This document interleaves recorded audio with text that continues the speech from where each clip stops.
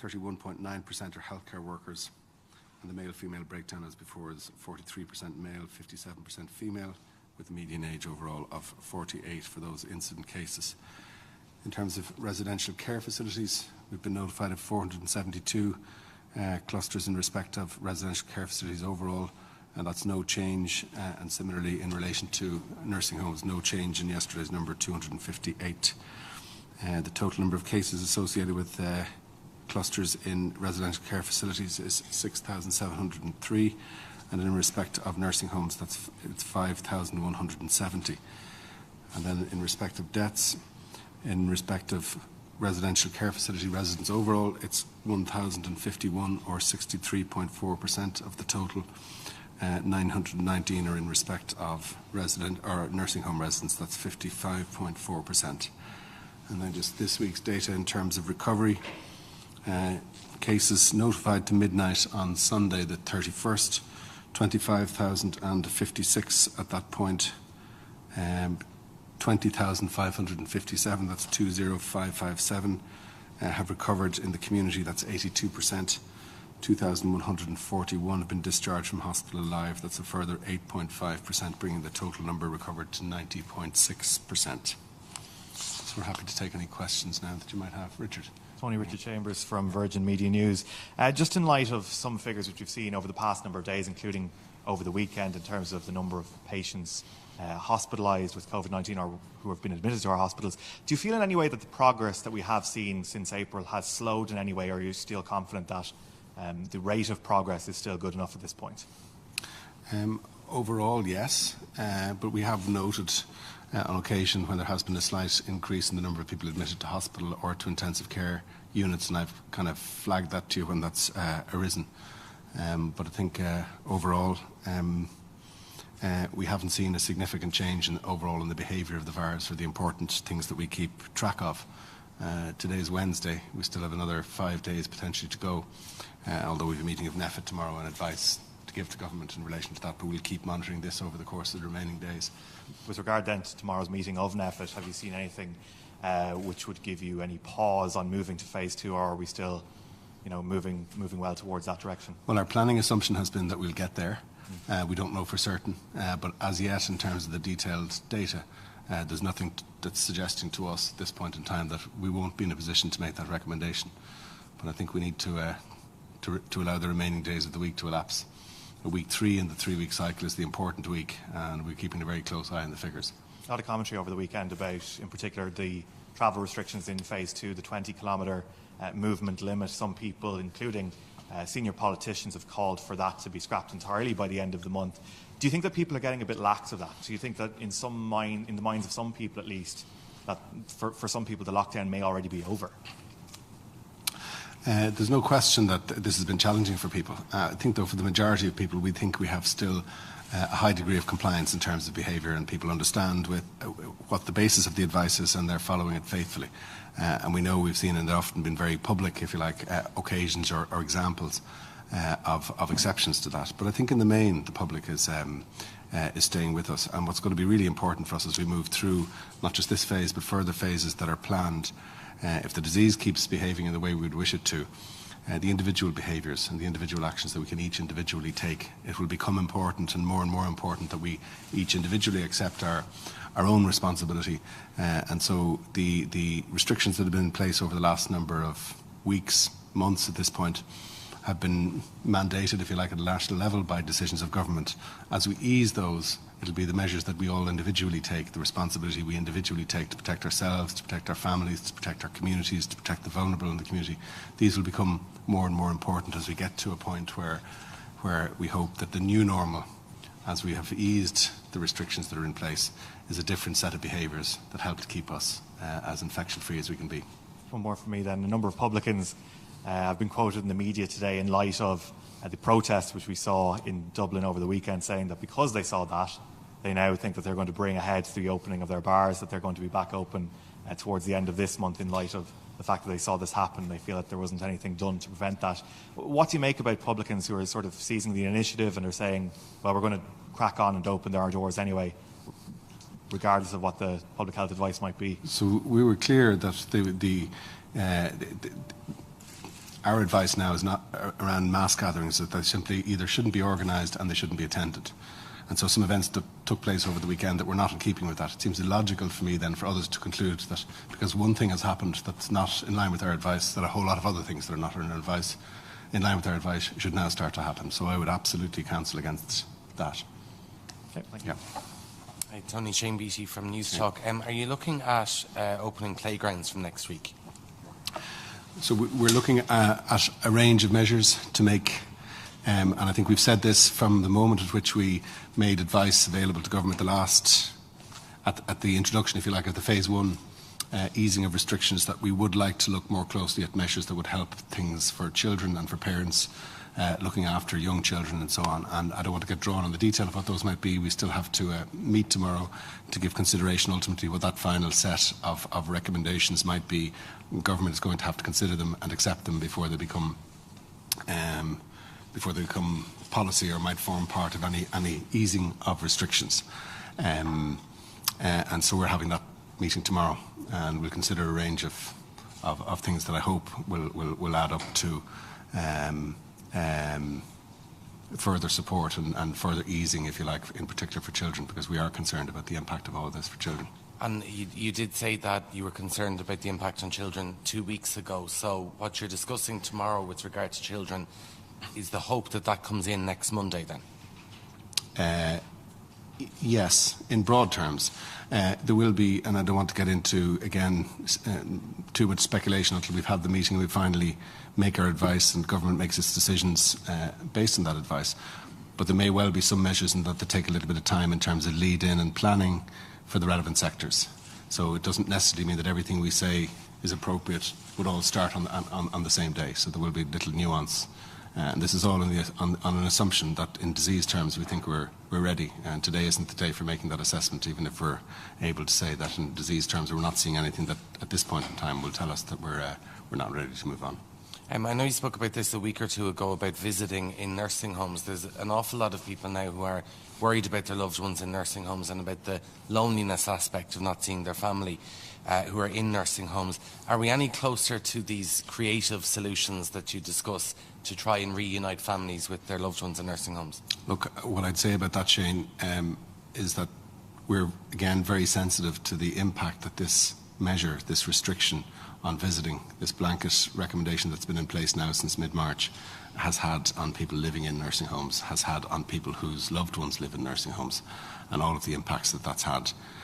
It was the reason why we were reluctant to introduce these recommendations around blanket restrictions and visiting any earlier than we believed they were necessary right at the very start. And it's the reason why we're keen to try and find, if you like, a means of lifting those arrangements as soon as we think the right time has arrived from a disease control point of view. And just finally from me, just a local issue that's emerging. Obviously people are monitoring the COVID statistics within their own counties. So if you take a place like Clare, for example, in the last 2 days, the number of COVID cases has gone up by 37 and 8. But they're not new cases, they're reclassification of cases. Apparently it's been confirmed by the HSE locally. Is there any issue about the quality of data? Are you happy with the quality of data, and why are some cases being revalidated as being confirmed COVID? There are different reasons for that to happen based on the surveillance work that happens at the HPSC and based on the work that's done in each of the departments of public health. There are 8 departments of public health around the country that collect and collate local information, make that available to the HPSC, as well as the information the HPSC gets directly from laboratories. And there can be lots of different reasons why there is what you might in broad terms call cleaning of the data. In general terms, I think we have a very strong and robust surveillance system which has served us well in the course of this pandemic, and there'll always be revision, and when we have over 25,000 incident cases in a data set, there will always be a certain amount of revision and reclassification of cases as new information comes to light. So, for example, a case that was identified as a community transmission, at some later point it might become clear that it was part of an outbreak when further investigations of that particular outbreak are advanced enough to identify those links. So there'll be lots of reasons why that might happen. It can also happen that a case can be notified twice. A clinical notification could occur as well as a laboratory notification, and then when the more detailed analysis is done, you can get the links made that allow you to identify that as just one, and that's the reason why small little variations in precision can occur. It doesn't change the robustness of the data and our ability to rely on it. It's very strong and it's very good. Thank you. Thanks, Shane. Rob O'Hanrahan, Joe.ie. Rob. Can I ask just about the latest public opinion tracking survey that came out? It was published from the 2nd of June. There's no data on this week's survey relating to face coverings. And I'm just wondering, we've seen that data the last 2 weeks since the measure came in. Is there any reason for that? I don't honestly know if we asked that question this week or not. Yeah. The question was asked from what we've been told from a couple of people. I'm just wondering, is there any reason why the data isn't now being presented? No reason. There is no reason. Sorry, there's no reason from the point of view of ours why we wouldn't report data that we've collected. Okay. I'm unsure whether this week's data set asked that particular question as part of the market research survey. I'll try to find that out over the course of this, and if I find out, I'll let you know. Thank you. Can I just ask for the figures for the at-risk settings, if we have them available? Sure. Yeah, we do. Yeah. So these are figures to Saturday night, midnight Saturday night.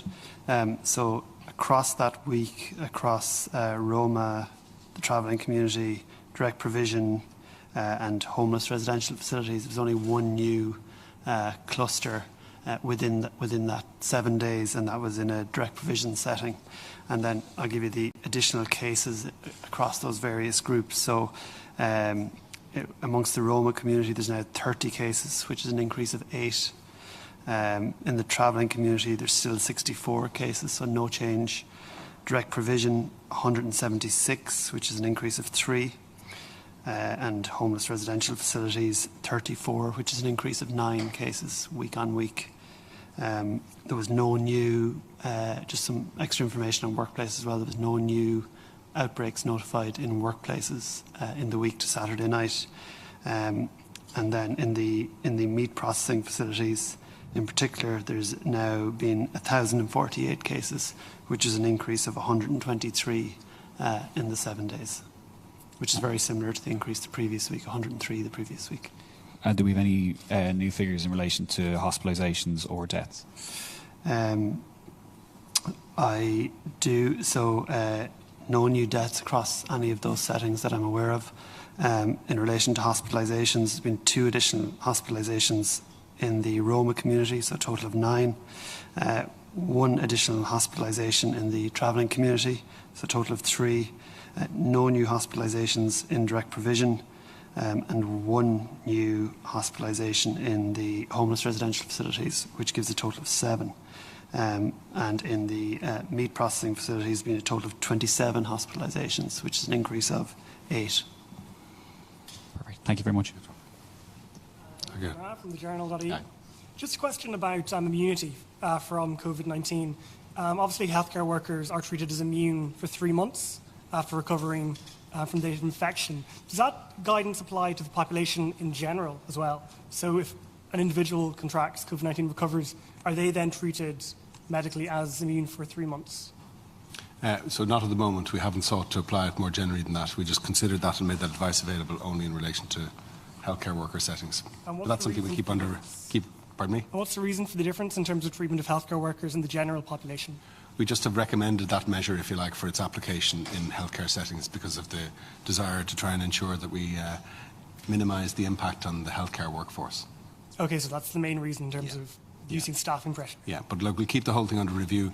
I mean, that whole question, if you like, of the role of immunity and then participation by people in society in activity or work is a question that's under ongoing international both scrutiny and research and so on, and we're keeping a close eye on that one. Okay, so individuals who've recovered shouldn't say I'm safe for 3 months because healthcare. At the moment, we're just focusing this one now on healthcare environments and healthcare staff. Yeah. Okay, and just a question on contact tracing. Yeah. The latest data from the HSE shows there was a spike, I think, in the average number of close contacts at the start of June. I think it went up to 4.7 or so. Was that spike expected, or was that kind of what you might have wanted? And is there a level you can say going into the future we might want to keep it to? So maybe start at the last part of your question first. I think it's important for us to try and get the message out to people to try and minimise, in as much as you reasonably can, the number of close contacts that you have. And we're giving general advice to people to interact with as few people as possible still. So it's still at the moment a stay-at-home message. If you are going out for social reasons, it's for people in an outdoor setting, short periods of time from other households and so on. We're asking people where they can work at home to continue to work at home. That will continue to be the situation. And so the numbers of contacts that people should have, are likely to have, is still likely to be very small. And we want people to take as much as in the way of steps that they can to try and minimise that, because that all helps in terms of transmission. I think that particular one is just a single day spike. It could be contributed to in that day by a small... Look, there is a reality that not every person follows faithfully the advice, and you can identify a case that has...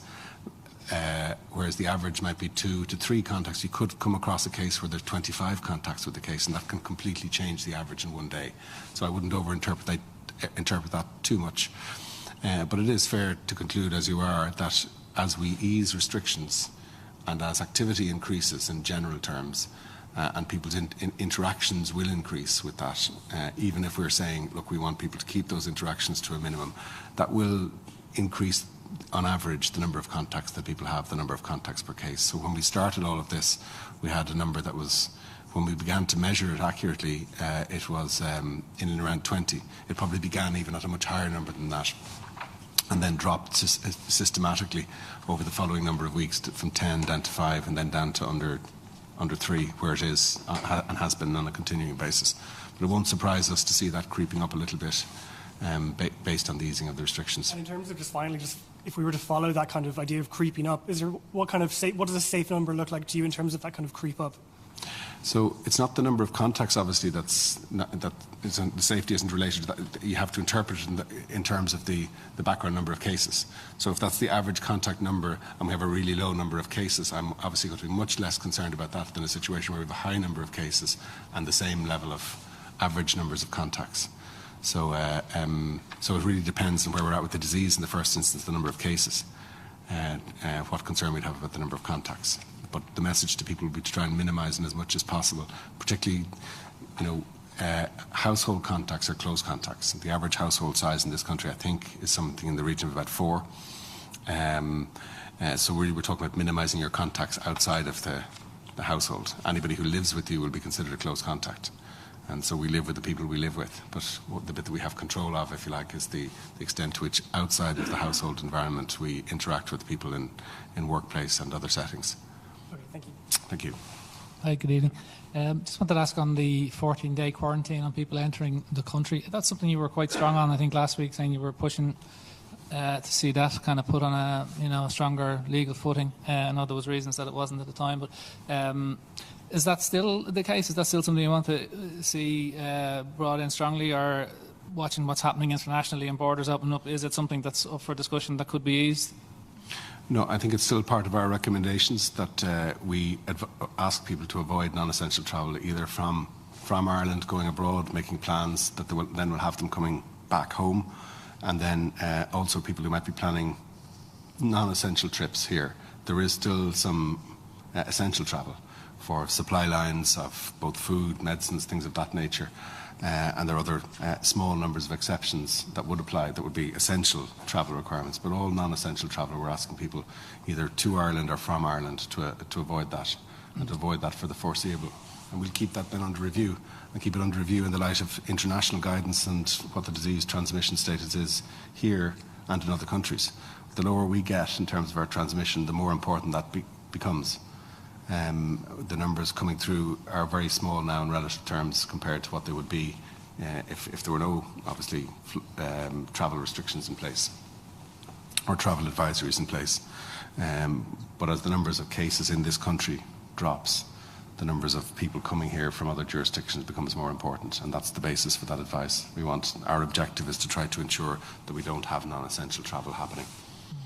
And there was some talk of the mobile app that would help with the contact tracing being rolled out or trialled over the next couple of weeks today. Is that something that could play a role in that at all, in easing that, or is it something that could play a significant role? I know you've seen it as an add-on in the past. It seems to be getting closer to a reality now.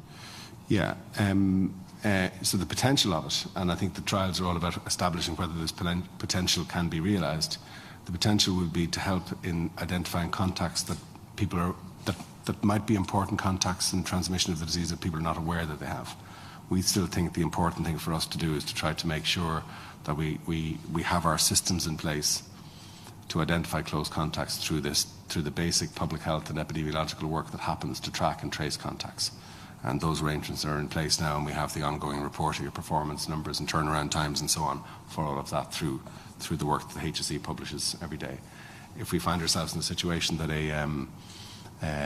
a piece of technology like this can demonstrate its ability to add something to that, well, that will be good. And just on nursing homes, is there a number for the number of nursing homes that are particularly concerning at the moment, or that are more concerned than others? I'll have to confirm it with you, but I think it's down to it's certainly under single digits. I think maybe around 5. I think nationally in the country. Yeah. Okay, thank you. Thanks, Neil. Good evening, Paul Cullen from the Irish Times. Tony, could you give us a rundown for the agenda for tomorrow? What are you discussing? I know you mentioned some things. Yeah, I mean, the main thing we're discussing is the broad range of measures that you're obviously familiar with the roadmap, and there's a phase 2 series of measures in that under the various different headings, and we're giving detailed consideration to those as to what kinds of measures and like the more detailed advice. So if you think about the table that's set out in the roadmap, there isn't a great deal of text in each of the boxes. What we'll do is elaborate that and provide more detail and guidance and so on that will support the implementation of whatever measures we think are appropriate to recommend. And it'll be for government to decide and to consider those. I've also said that we're giving consideration to other things that might help things in terms of children. And I did mention in response to an earlier question that we're sensitive to this whole question in relation to nursing homes, so we'll be discussing that. And we're discussing some other things in particular around testing and the prioritisation of the substantial capacity that now exists around PCR testing, and giving some consideration to the control measures, if I can describe them in those terms, in relation to healthcare workers. So were those two last things two separate things? Or yeah, two separate papers. Control measures, what do you mean by control measures? So in broad terms, like the kinds of things that will work and help in the stopping of, so in public health terms we talk about control measures, we talk about measuring the disease, which is all the reporting on cases and contacts and so on, and then control measures are the things that essentially interrupt the transmission of the disease. Specifically for healthcare workers? Yeah, so we're giving specific consideration to the question of healthcare workers, yeah. Can you give us any idea what kind of things you have in mind when you talk about control measures? No, just looking at the response to date, and it's just part of our ongoing consideration of that particular issue. We have had a challenge, as we know, 32% of the cases so far in respect of healthcare workers, and even if the number occurring now in terms of healthcare workers is substantially lower than it was, we want to be sure that we have a strong, if you like, and robust response that isn't just about the public health response, but also about the occupational health response to interrupting the transmission of this infection in healthcare environments. And just on the issue of children, will you also, as part of that, be looking at the issue of summer camps, which obviously come before any schools reopen? All of those things are in the, yeah. You had any contact with the GAA on this issue, because they run the biggest summer camp? I don't want to get drawn on the detail of what contact I had with whom in relation to what specific things. We have a lot of organisations we have contact with, and we get a lot of support from important organisations. And let me put it in these terms: we wouldn't be making recommendations that have relevance to big organisations, big sporting organisations, without their awareness. If I'm not being too obtuse. Sure. And just one other question. Yeah, I'm sure you're familiar with the Euro-MOMO initiative, which measures mortality. They've still got this big caveat about the Irish data, about the very significant delay in reporting of deaths in March and April, which means that they can't calculate excess mortality. Where are we? We've talked about this before. Is there any improvement on this, or have you got any feedback on the 3-month delay? So that it means we can't compare ourselves with being countries. It doesn't. It doesn't really mean that. Right. But the Euromomo uses a particular methodology, and the challenge for us is that the length of time that is allowed for in law in this country, a 3-month period of time, is quite long, and there's a lag that normally applies to the reporting of mortality, which is longer than most other countries that participate in that European direct comparison. And then we've had, on top of that, a lower than average. So the rate at which that happens has been lower because I think people have been staying away from the offices that you go to register deaths, probably because of the public health advice that's in place. We have on a consistent basis recommended to people to register deaths online. That service is now available through the GRO. We have written to funeral directors asking them to raise with families the importance, although it's difficult in the context of funeral arrangements and so on, the importance of early notification of deaths from our point of view, and the importance of, and the availability rather, of having the GRO online as a means of doing that. And so when you just look at that mechanism for comparing, the cross comparison is through Euromomo, is that caveat is there. But we've looked at mortality in lots of different ways, as you know. We have done some, if you like, informal analysis and formal analysis. We have reports coming through our notifications. We have done analysis on the basis of a survey that we set up specifically for the purpose of identifying mortality over the course of 2020 in all nursing homes. There are also reports that happened to HICWA, and we have compared these with each other, triangulated, if you like, as between them. And then we've also done something, again, through HICWA, to do an analysis of the RIP.ie data. And we think that's robust. We think that RIP.ie is capturing 98% of the mortality that occurs here. And it shows a very significant increase in mortality of, over the course of the months of March and April for the most part. We've set that out in a detailed mortality report that we've published. And we think we can explain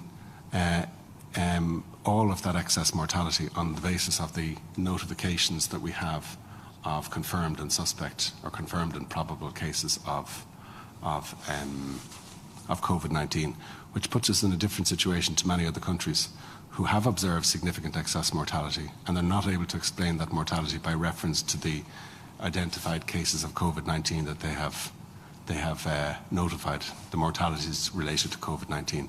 We've been able to explain all and then some of that excess mortality on the basis of what we have observed through our notifications. So I think it gives us a degree of confidence that we have explained and we have seen and observed the mortality experience that has resulted from COVID over the course of, for the most part, March and April. Many other countries are not in a position to do that. And we're doing it on the basis of, as you know, reporting mortality that's both laboratory confirmed and probable mortality. In other words, where a doctor suspects an association between COVID and the death of an individual. And when we look at all of that and we compare our rates in population terms, and in particular when we adjust by reference to measures of population density that help in cross comparisons between countries, we think the mortality in this country compares favourably.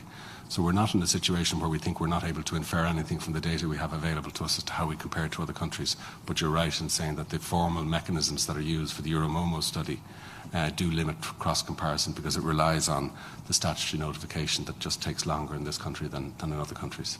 Okay, thanks. Thanks, Paul. All right.